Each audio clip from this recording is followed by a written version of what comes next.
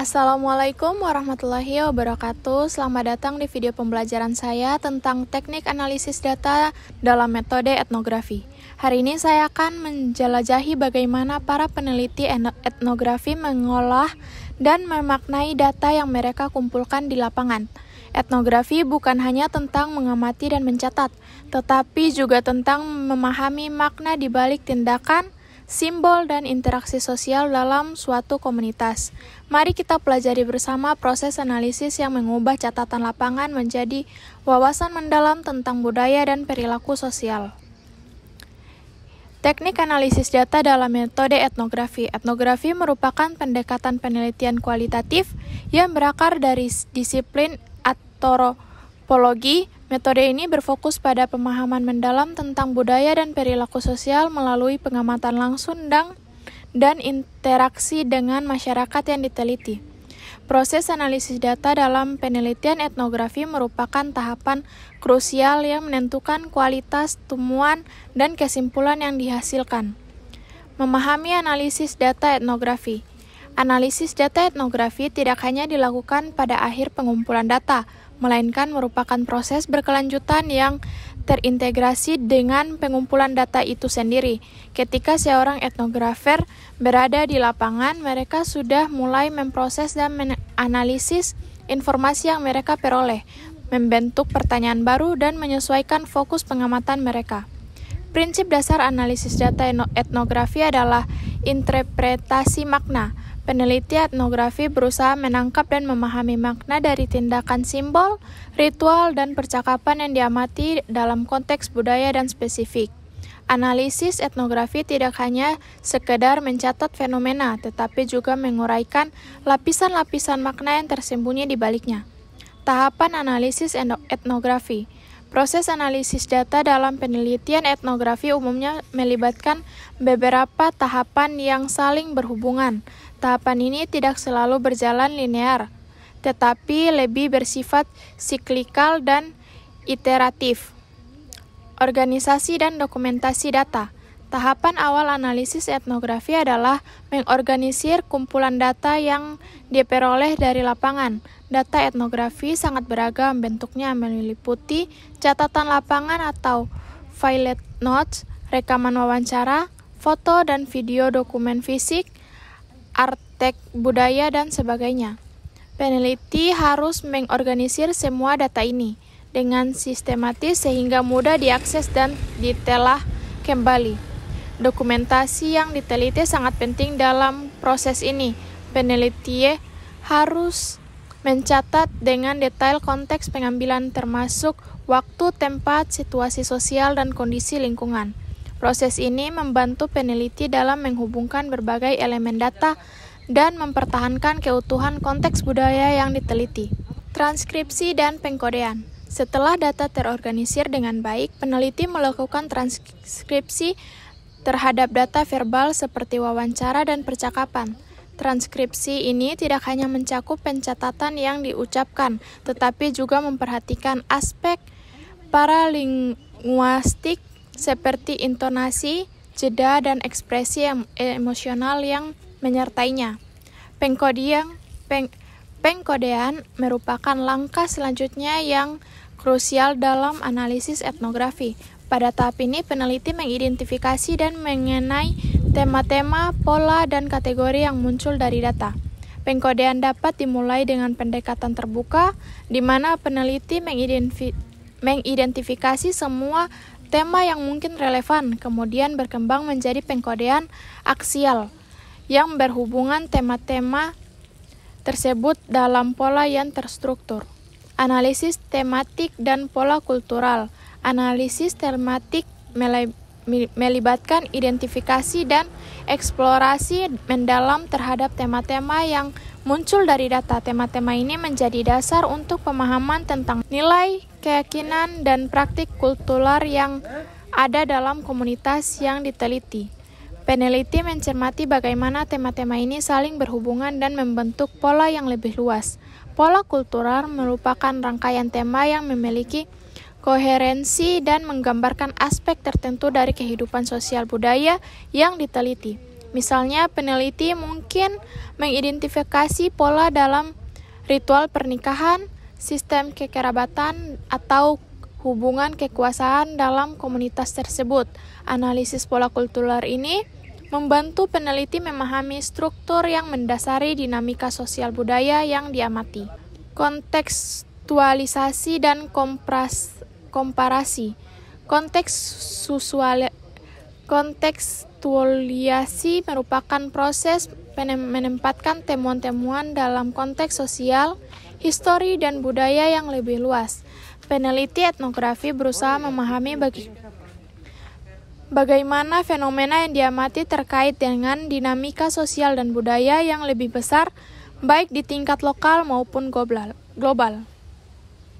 Analisis komparatif juga memiliki bagian penting dalam etnografi. Peneliti membandingkan temuan mereka dengan penelitian-penelitian serupa yang telah dilakukan sebelumnya, menghubungkan hasil pengamatan mereka dengan teori-teori antropologi yang ada atau membandingkan pola-pola kultural antara satu komunitas dengan komunitas lainnya. Relevansitas dan validasi. Relevansitas merupakan elemen penting dalam analisis data etnografi. Peneliti secara kritis mengevaluasi mempengaruhi kehadiran dan perspektif mereka sendiri terhadap data yang dikumpulkan dan diinterpretasi yang dilakukan. Refleksitas membantu peneliti mengenali bias dan asumsi pribadi yang mungkin mempengaruhi analisis mereka. Validasi penelitian etnografi dapat dilakukan melalui berbagai cara, termasuk triangulasi data menggunakan berbagai sumber dan jenis data, member checking atau memvalidasi interpretasi dengan anggota komunitas yang diteliti, dan peer reviewing atau mendiskusikan temuan dengan para rekan peneliti. Proses validasi ini memperkuat kredibilitas dan kedalaman analisis yang dilakukan. Teknik spesifik dalam analisis data etnografi. Beberapa teknik spesifik yang dilakukan dalam analisis data etnografi antara lain yang pertama ada trik deskripsi atau deskripsi mendalam. Dikembangkan oleh antropologi Chiffon Gretsch, teknik ini melibatkan penggambaran detail dan mendalam tentang fenomena budaya, tidak hanya mendeskripsikan perilaku yang tampak, tetapi juga menguraikan konteks dan makna yang terkandung di dalamnya. Melalui deskripsi mendalam, peneliti berusaha mengungkapkan lapisan makna dengan praktik budaya yang diamati. Sebagai contoh, dalam mendeskripsikan ritual keagamaan, peneliti tidak hanya mencatat urutan tindakan yang dilakukan, tetapi juga menguraikan makna simbolik dari tindakan tersebut, konteks histori yang melatar belakangi, serta bagaimana ritual itu dimaknai oleh berbagai kelompok dalam komunitas tersebut. Yang kedua ada domain analisis atau analisis domain. Teknik ini dikembangkan oleh James Spradley, melibatkan identifikasi dan analisis kategori budaya yang digunakan oleh komunitas yang diteliti. Peneliti mengidentifikasi istilah-istilah kunci, cover terms, atau elemen-elemen yang termasuk ke dalam kategori tersebut, serta hubungan sematik yang mengikat mereka. Misalnya, dalam menganalisis sistem pengobatan tradisional, peneliti dapat mengidentifikasi domain jenis penyakit, metode pengobatan, atau jenis pengobatan tradisional. Kemudian menguraikan elemen-elemen yang termasuk dalam sistem domain dan bagaimana masyarakat lokal mengkategorikan memahami elemen-elemen tersebut. Yang ketiga ada naratif analisis. Analisis naratif, teknik ini berfokus pada analisis cerita dan narasi yang muncul dalam komunitas yang diteliti. Narasi ini tidak hanya dilihat sebagai cara untuk menyampaikan informasi, tetapi juga sebagai bentuk representasi dan konstruksi realitas sosial. Peneliti menganalisis struktur narasi,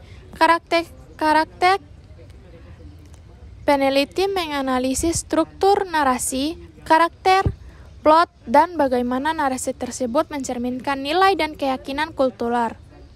Analisis naratif dapat ditetapkan Pada analisis naratif dapat diterapkan pada berbagai bentuk naratif, mulai dari cerita rakyat dan mitos hingga narasi personal tentang pengalaman hidup. Melalui analisis ini, peneliti dapat memahami bagaimana anggota komunitas memahami dan memaknai dunia mereka, serta bagaimana identitas kolektif dikonstruksi dan dipertahankan. Yang keempat ada grounded theory approach, pendekatan teori grounded. Meskipun awalnya dikembangkan sebagai metodologi penelitian tersendiri, pendekatan teori grounded juga digunakan dalam analisis data etnografi.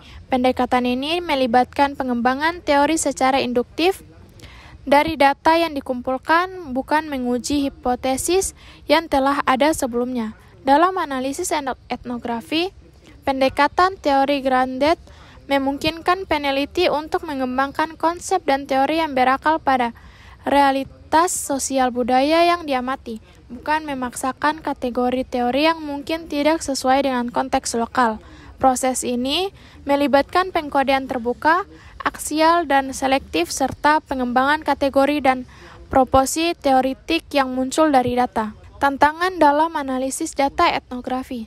Analisis data etnografi menghadapi beberapa tantangan yang perlu disadari dan diteliti. Yang pertama adalah subjektivitas dan refleksitas. Peneliti etnografi tidak hanya sepenuhnya objektif karena analisis selalu melibatkan interpretasi dan dipengaruhi oleh latar belakang, perspektif, dan posisionalitas peneliti. Tantangan ini diatasi melalui refleksitas yang krisis, di mana peneliti secara sadar mengevaluasi bagaimana identitas dan posisi mereka mempengaruhi proses penelitian dan interpretasi data. Refleksitas bukanlah hanya untuk menghilangkan subjektivitas, melainkan untuk mengenali dan mengartikulasikan sebagai bagian dari proses peneliti. Dengan demikian, pembaca dapat memahami konteks dan perspektif yang membentuk analisis yang dilakukan. Yang kedua ada kompleksitas dan volume data. Peneliti etnografi menghasilkan data yang sangat kaya dan kompleks, seringkali dalam volume yang besar. Mengelola, mengorganisir, dan menganalisis data ini juga cara yang sistematis dan menyeluruh sebagai tantangan tersendiri. Untuk mengatasi hal ini, peneliti dapat menggunakan berbagai strategi, termasuk penggunaan software analisis data kualitatif seperti NVivo dan Atlas, pengembangan sistem pengkodean yang terstruktur dan fokus pada pernyataan peneliti yang spesifik tanpa kehilangan perspektif holistik yang menjadi ciri khas etnografi. Yang ketiga ada representasi dan etika, bagaimana mempresentasikan pemahaman dan interpretasi tentang budaya lain dengan cara yang etis dan respectful merupakan tantangan serius dalam analisis etnografi. Peneliti harus menghindari eksotisasi dan stratifikasi atau simplifikasi berlebihan terhadap kompleksitas budaya yang diteliti. Pendekatan kolaboratif dan partisipatif dalam analisis data dapat membantu mengatasi tantangan ini, melibatkan anggota komunitas dalam interpretasi dan analisis data, memungkinkan perspektif emik dari dalam budaya muncul dengan lebih kuat, sehingga representasi yang dihasilkan lebih autentik dan respectful. Kesimpulan, analisis data dalam metode etnografi merupakan proses yang kompleks, kreatif, dan reflektif. Melalui analisis yang cermat dan mendalam, peneliti etnografi berusaha menangkap kekayaan dan kompleksitas pengalaman budaya manusia, serta mengungkapkan pola-pola dan struktur yang mendasarnya. Kekhasan analisis data etnografi terletak pada penekanannya pada kontekstualisasi, interpretasi makna, dan perspektif holistik. Dengan pendekatan ini, Etnografi telah memberikan kontribusi signifikan terhadap pemahaman kita tentang keragaman budaya manusia dan dinamika sosial yang membentuknya. Dalam era kontemporer, di mana masyarakat semakin terhubung dan budaya semakin fluid, pendekatan etnografi dalam analisis data tetap relevan dan berharga. Etnografi menawarkan alat yang kuat untuk memahami kompleksitas pengalaman manusia dalam konteks budaya mereka, serta bagaimana mereka menegosiasikan dan memaknai dunia yang terus berubah. Demikianlah pembahasan kita tentang teknik analisis data dalam metode etnografi.